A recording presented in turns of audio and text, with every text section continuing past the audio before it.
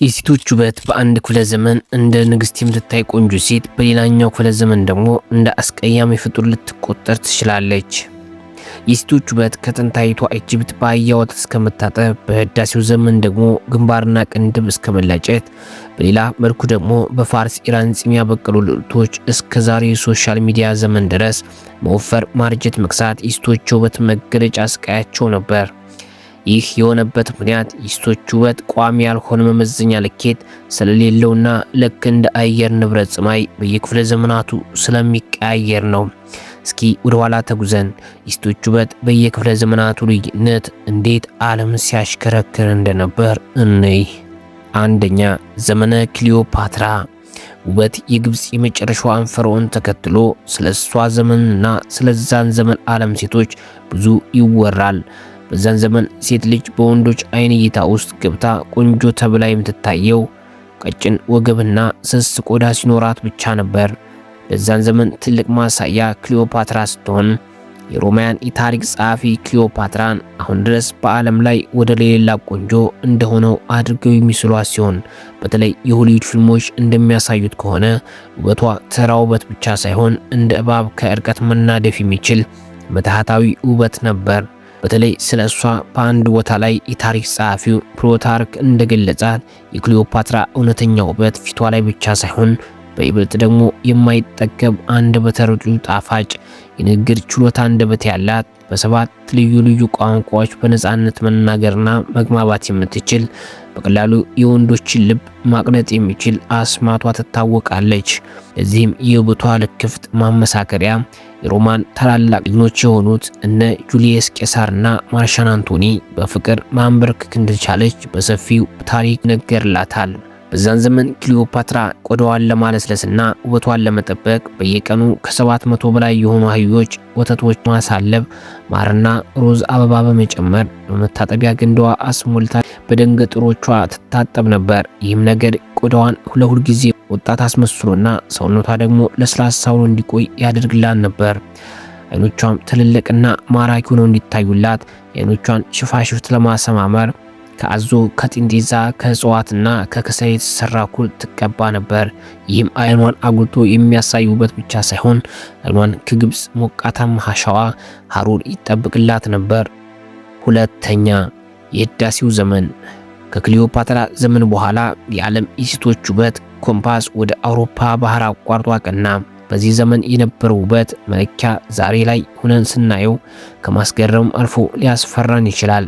በ14ኛውና በ15ኛው ክፍለ ዘመን በአውሮፓ የነበሩ ሴቶች ከፍተኛ የሚታይ ውበት አላቸው የሚባለው ሰፊ የታበሰና ፍጹም ቅንድብ የሌለው መላጣ የሚመስል ግንባር ሲኖራቸው ነበር። አዎ በትክክል ሰምታችኋል፣ እንደዛ ነበር። በእነሱ ጊዜ ግን ሰፊ ግንባር በየብልህነት የሀብታምነት ከፍተኛ ማህበራዊ ደረጃ ነዋሪ መገለጫ ሲሆን ግንባራቸውም ሰፊ ሆኖ እንዲታይ የፊተኛው የፀጉር ክፍል አይናቸውን ቅንድብ ሙሉ ለሙሉ ይላጩት ነበር። ስለ ቅንድብ መላጨት በዛን ዘመን የነበረው ታዋቂው ሊዮናርዶ ዳቪንቺ የሰላት ሞናሊዛ ስዕል ልብ ብላችሁ ካየታችሁ ከሆነ ቅንድብ የላትም። የአይነቱ ድርጊት ለአንዱ ዘመን እንደ እብደት ሲቆጠር፣ ሌላኛው ዘመን ደግሞ እንደ አዚያ ውበት ነበር። ከዚህም በተጨማሪ ፍጹም ነጭና የደም ስሮች በግልጽ የሚታዩ ቆዳ ስለሚመረጥ ሴቶች ለዚህም ሲሉ መርዛማ የሆነ ኖራ የተቀላቀለበት ነጭ ሜካፕ ፊታቸውን ይቀቡስ ነበር። ይህም አሲድ ቀስ በቀስ ለብዙ ሴቶች ሞታቸው ምክንያት ይሆን ነበር። ሶስተኛ፣ ቪክቶሪያን ዘመን።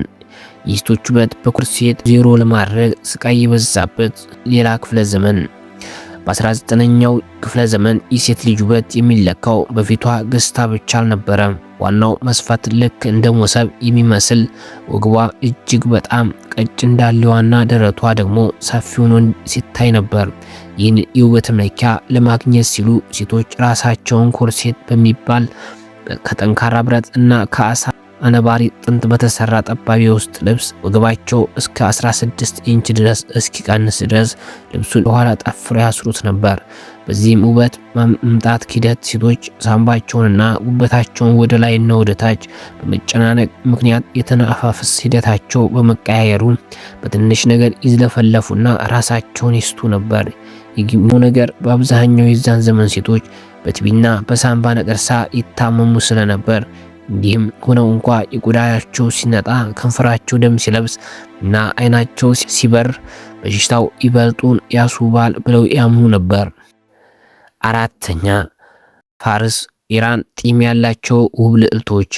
በተመሳሳይ በ19ኛው ክፍለ ዘመን በአውሮፓ ኮርሴት ሲታሰር በሩቅ ምስራቅ በፋርስ ወይም በአሁኗ ኢራን መላውን ዓለም የሚያስደምም ሌላ የውበት መለኪያ ነበር። በቃጃር ስርወ መንግስት ዘመን የወንድ የሴት ውበት በመስፈርት በጣም ተመሳሳይ ሲሆን አንዲት ሴት ቆንጆ ናት ለመባል ወፍራም ሰውነት፣ ጺምና ሁለቱ የተገናኙ ቅንድብ ሊኖራት ግድ ነበር። ለዚህም የአምባገነኑ የንጉስ ናስር ልጅ ታዋቂዋ ልዕልት ቃጃር ለዚህ ታሪክ ትልቅ ማሳያ ናት። እሷ በዘመኑ ይህንን ያሟላ መልክ ይዛ ስለነበር በዘመኑ እጅግ ተፈላጊ ሴት ነበረች። በአፈ ታሪክ እንደሚነገረው ቦቷን አመልከውና ፍቅሯን ፈልገው እምቢ ስላለቻቸው ብቻ 13 ወንዶች ራሳቸውን አጥፍተው ነበር።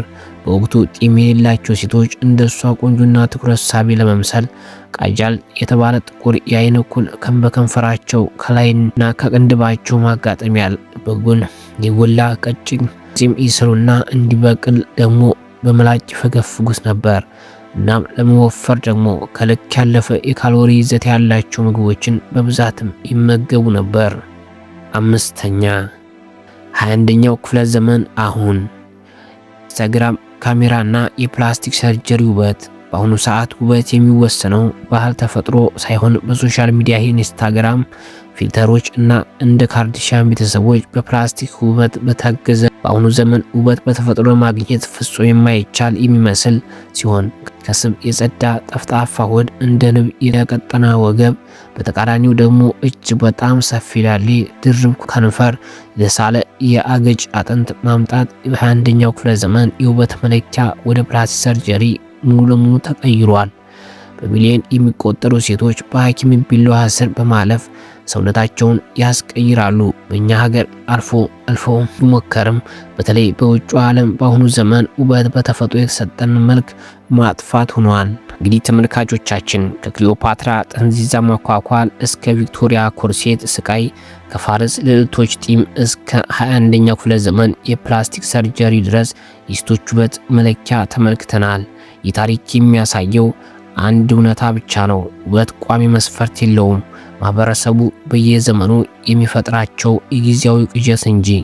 ለመሆኑ ከነዚህ 5 ዘመናት ውስጥ የእናንተ ቀልብ ይበልጥ የሳበው እና ያስገረማችሁ የትኛው ነው? ቪዲዮውን ላይክ እና ሰብስክራይብ ማድረጋችሁን እንዳትረሱ።